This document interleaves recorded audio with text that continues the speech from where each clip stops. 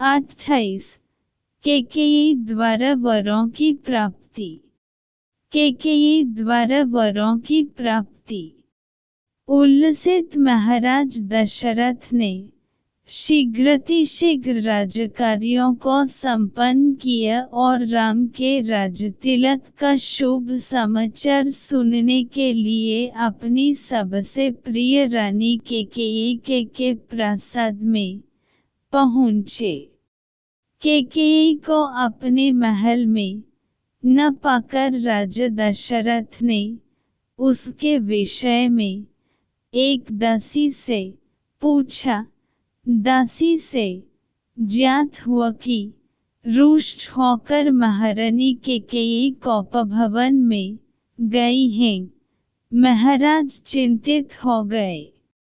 उन्होंने कोपभवन में जाकर देखा कि उनकी प्राणप्रिय मलिन वस्त्र धारण किए, केश बिखरे भूमि पर अस्त व्यस्त पड़ी है। उनकी इस अवस्था को देखकर आश्चर्यचकित राजा दशरथ ने कहा, प्राणेश्वरी, मुझसे ऐसा क्या अनिष्ट हुआ है कि क्रुद्ध होकर तुम कोपभवन में आई हो? यदि तुम किसी बात से दुखी हो तो मुझे बताओ, मैं तुम्हारे कष्ट का निवारण अवश्य करूंगा।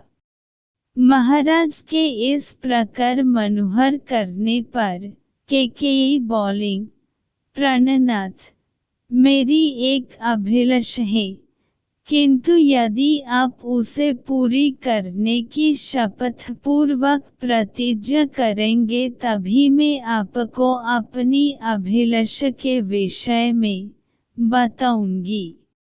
महाराज दशरथ ने मुस्कुराते हुए कहा, केवल इतनी सी बात के लिए तुम कोपभवन में चली आई हो? मुझे बताओ, तुम्हारी क्या इच्छा है? मैं तत्काल उसे पूरा करता हूँ। इस पर कैकेयी बोली, महाराज, पहले आप सौगंध लीजिए कि आप मेरी अभिलाषा अवश्य पूरी करेंगे।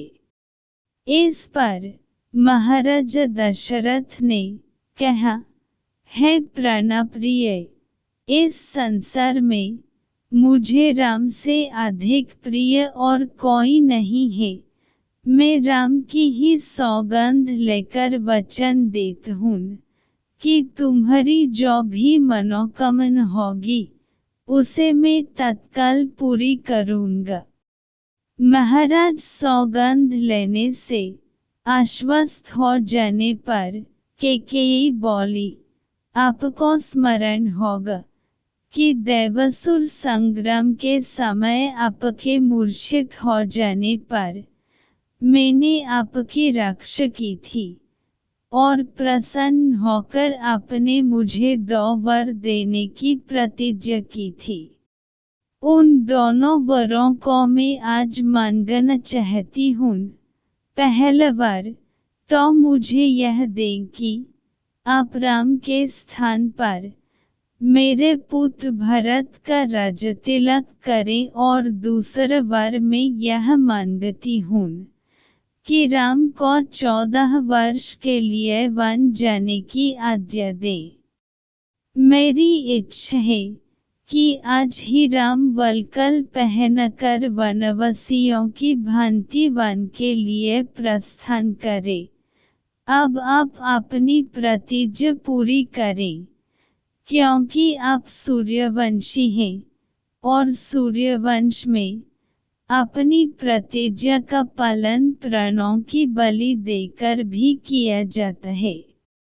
कैकेयी के इन वचनों को सुनकर राजा दशरथ का हृदय चूर चूर हो गया। उन्हें असह्य पीड़ा हुई और वे मूर्छित होकर गिर पड़े। कुछ काल बाद जब उनकी मूर्छा भंग हुई तो वे क्रोध और वेदना से कांपते हुए बोले, रे कुलघतिनी, न जाने मुझसे ऐसा कौन सा अपराध हुआ है जिसका तूने इतना भयंकर प्रतिशोध लिया है। पतित नीच, राम तो तुझ पर कौशल्य से भी अधिक श्रद्धा रखत है, फिर भी तू उसका जीवन नष्ट करने के लिए कटिबद्ध हो गई है। प्रजा को अत्यंत प्रिय राम को बिना किसी अपराध के मैं भला कैसे निर्वसित कर सकता हूँ। तू अच्छी तरह से जानती है कि मैं अपने प्राण त्याग सकता हूँ, किंतु राम का वियोग नहीं सह सकता।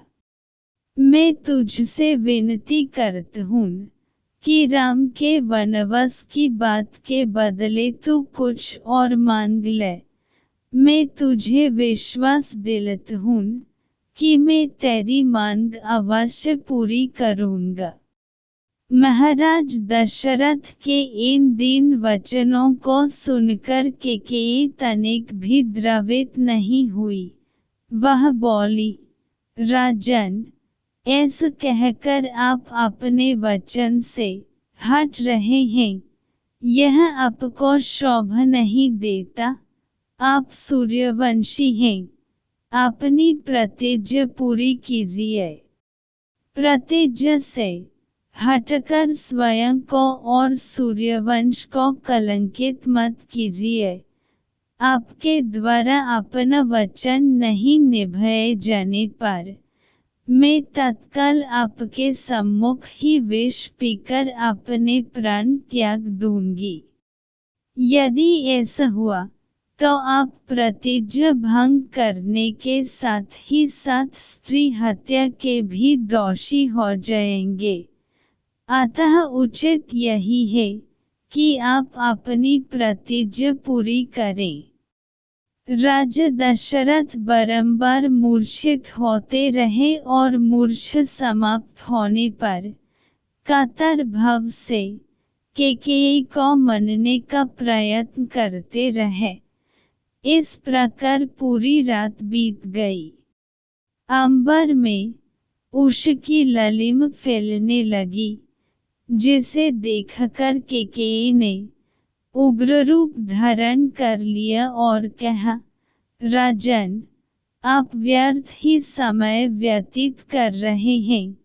उचित यही है कि आप तत्काल राम को वन जाने की आज्ञा दीजिए और भरत के राजतिलक की घोषणा करवाइए।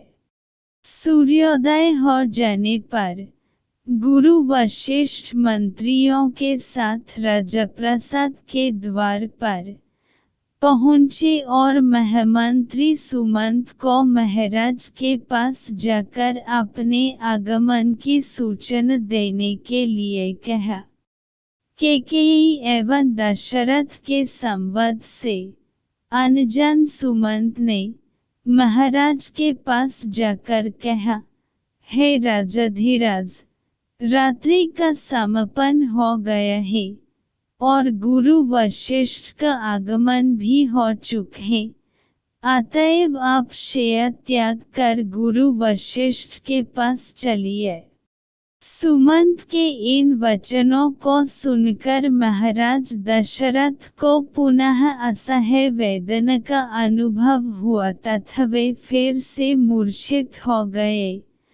उनके इस प्रकार मूर्छित होने पर कुटिल कैकेयी बोली, हे महामंत्री, अपने प्रिय पुत्र के राज्याभिषेक के उल्लास के कारण महाराज रात भर सो नहीं सके हैं। उन्हें अभी अभी ही तंद्रा आई है। महाराज निद्रा से जगते ही राम को कुछ आवश्यक निर्देश देना चाहते हैं। तुम शीघ्र जाकर राम को यहीं बुलाओ। कैकेयी के आदेशानुसार सुमंत रामचंद्र को उनके महल से बुला लाए।